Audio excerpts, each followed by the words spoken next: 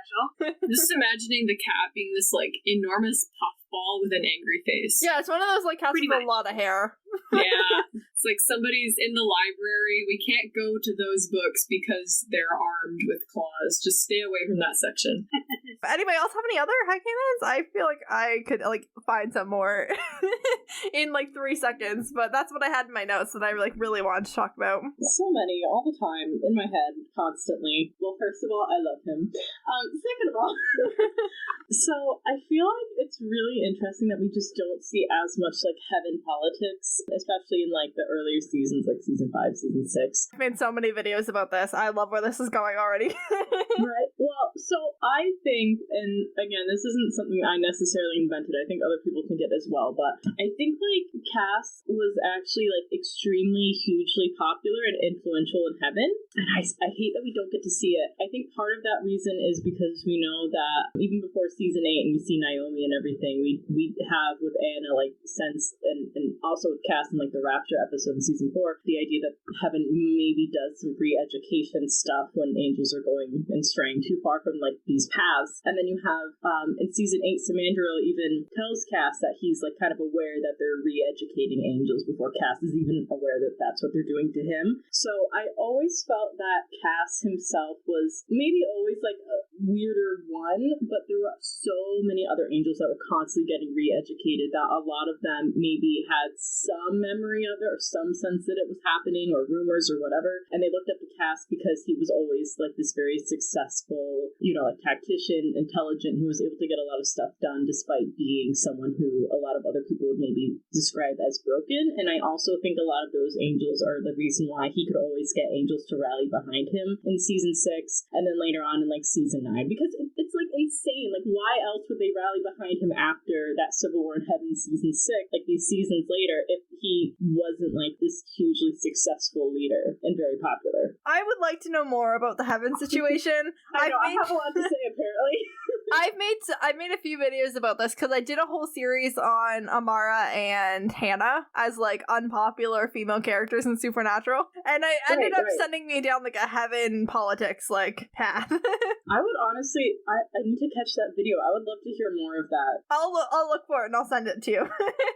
Yay. Do you guys think it's weird that in What Is and What Should Never Be, Dean's fake girlfriend or whatever is a woman from a beer ad? Like, he could never conceive in this fantasy world that Lisa or Cassie would, like, want to be with him in a long-term relationship, so he makes a woman up. That was I mean, I just don't think that they invented Lisa yet, but I do think it was weird. Like, they had Cassie ready to go, and they didn't bother. They just forgot about her. She was right there with all her potential.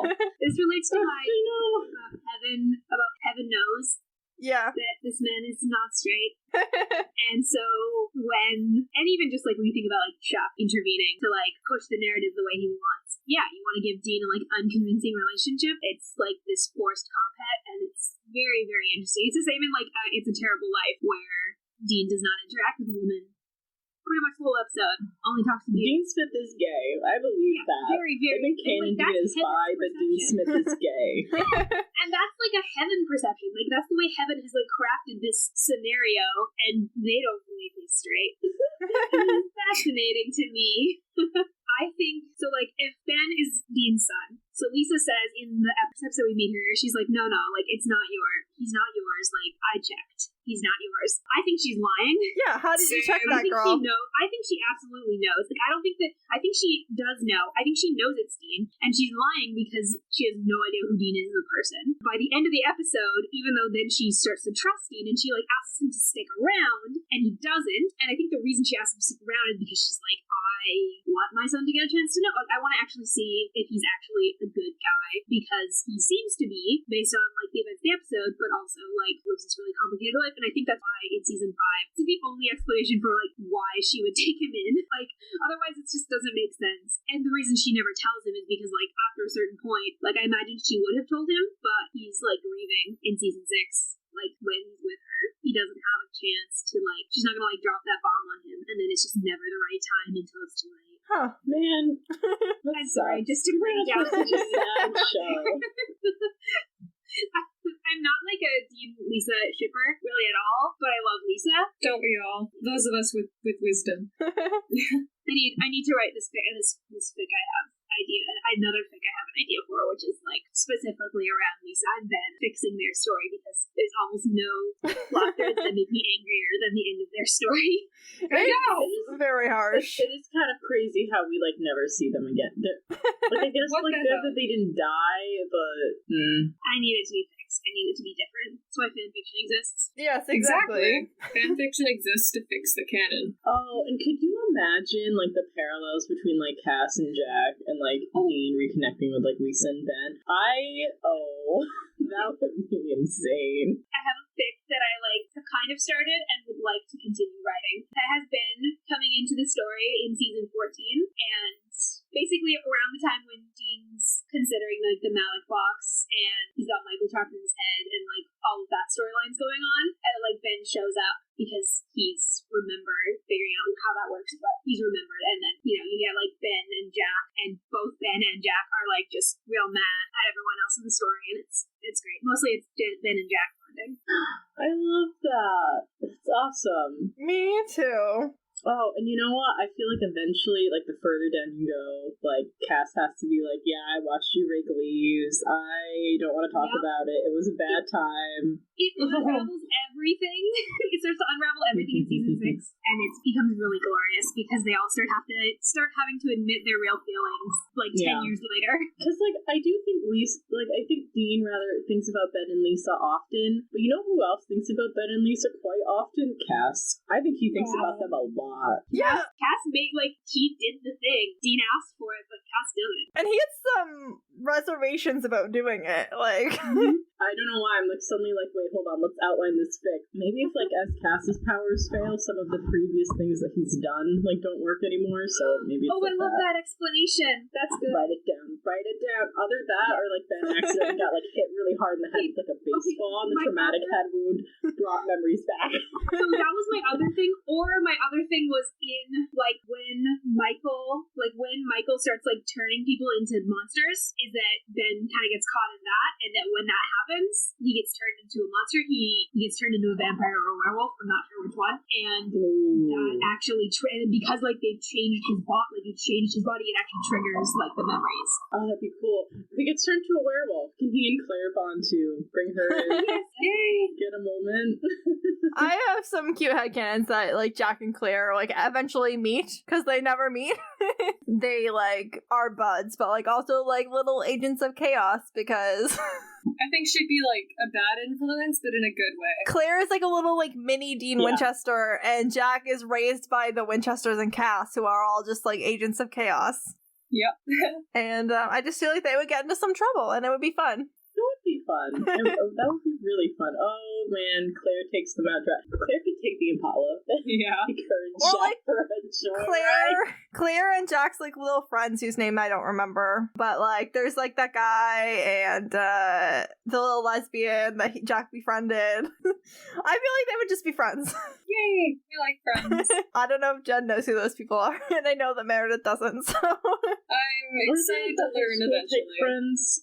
Yeah, Jack befriended a group of like random teenagers that live in Lebanon. It's a really delightful episode that I wish they had like continued. It's like, yeah. It was such an interesting plotline, and it was really refreshing to get to see Jack interact with like people who are under the age of 40. Yeah, not exactly his age, but like closer. A lot closer. Yeah. And like they look his age. Like they feel like closer to his age. Even though I cannot remember her name for the life of me, I really liked the little lesbian one that stole the Impala. Yes, which impressive. Like yeah, and she points for you. That's impressive. Also, that means she could drive. That means that like that 15, 16-year-old could drive. Yeah.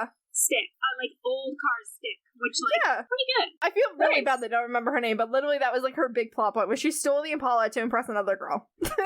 But she was cute and she seemed like chill with like being friends with Jack, so I'm a fan. I also like have like a headcanon that like Jody and Donna are like involved with each other, but like it's just like nobody makes a big deal out of it. Like everybody just knows, the same way that like everybody just knows that Dean and Cass are like in love but not talking about it.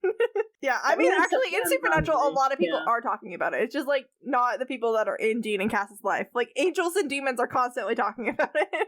The way that Donna was talking about Jody and Claire and Alex in season 14 has always made me feel like that's, like, a wife who, like, works in, like, who, like, lives away from the home. It's just, like, the conversation thread there. No, I like that. That's fun. I feel like I see it. I don't know, that conversation has always felt to me like, how's your wife and how's your kids? Like, and they're like, oh, like, they're good, and, like, I try and be there for them, like, when I'm not working, like, as often as I can be. It just felt very, very wife behavior.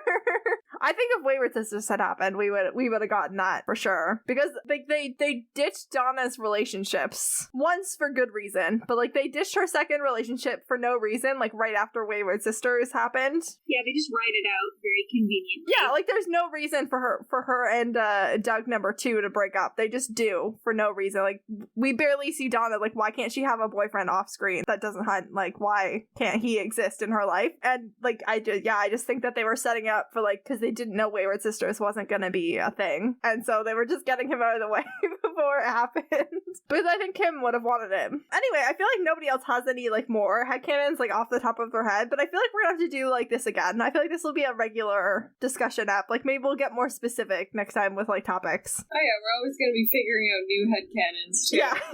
Yeah, constantly. And I feel like there are tinier ones too. Like, Yeah. I don't know, I did briefly mention like music taste, but I forget what episode it was, like an early episode, but Dean just sarcastically goes to Sam, like, what? I read? And I'm like, please, Dean, what books do you read? I mean, we know he reads Vonnegut because he makes that reference later on to Chuck, but He reads a lot of Vonnegut.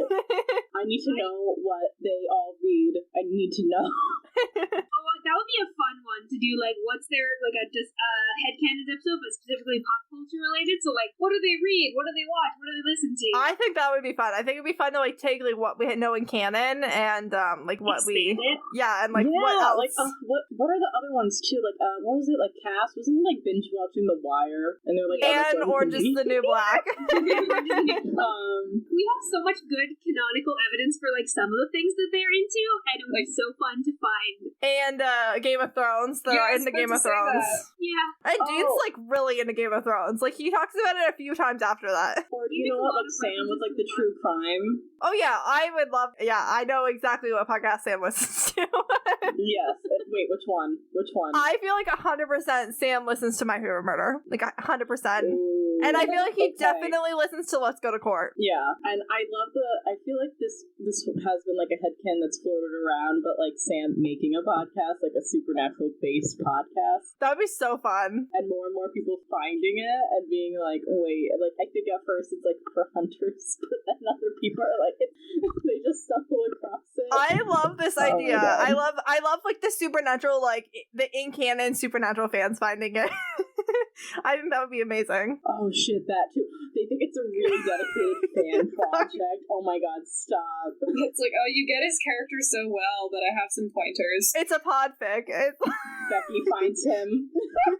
No! Oh, it's later seasons, Becky. So she's Yeah, like, she's cool. Yeah. Becky is do you super need me to, chill. like, edit some of your files for you? It's like organized fan entrepreneur Becky, which I That's actually better. have a lot of respect for season 15 Becky. Oh, good. I want to meet her. I think season 15 Becky could have fixed the ending. Oh, she would have. She I tried. trusted her with the. She's the one that called out the bad ending. She went, "That ending sucks. That ending's terrible. You shouldn't do that." Yeah. Becky had our backs in that moment. Like, Becky is the self-aware version of. And then they fucking did it anyway. Becky also, like, stopped shipping Wincest after she met Sam and Dean for real. Like, I'm so proud of her. Honestly, I mean, like, right. one of my favorite things about particularly working in Supernatural is seeing how like it treated its fans within the canon yeah. over the years, like from earlier seasons to those later seasons, like starting with the really awkward stuff in Monster at the end of this book and like the awkward fan convention in season 5 to things like fan fiction and Becky in season 15. Like it really the show really grown, and it grew in its like respect for its fans, Which is in a really nice. subtle way, which I'm Yeah, really because grateful for. the fan convention stings a little. Not gonna lie. A little bit, yeah. Yeah. Wait, you know what else? I feel like, didn't Becky also mention, like, one of the things that made the ending bad was Cass wasn't there? What if she, like, became a Cass girl? What if she's a Cass I stan feel now? like Becky 100% Like, is a 80. Cass girl. Because that's what happened to me. Like, when I That's what first we watched the show, like, yeah, Sam was my favorite, then Dean was my favorite, and then now I'm in it, and I'm like, I love all my children equally, and now it's like, Cass is the best one. I fully believe that, because her too. when we met Becky, it was early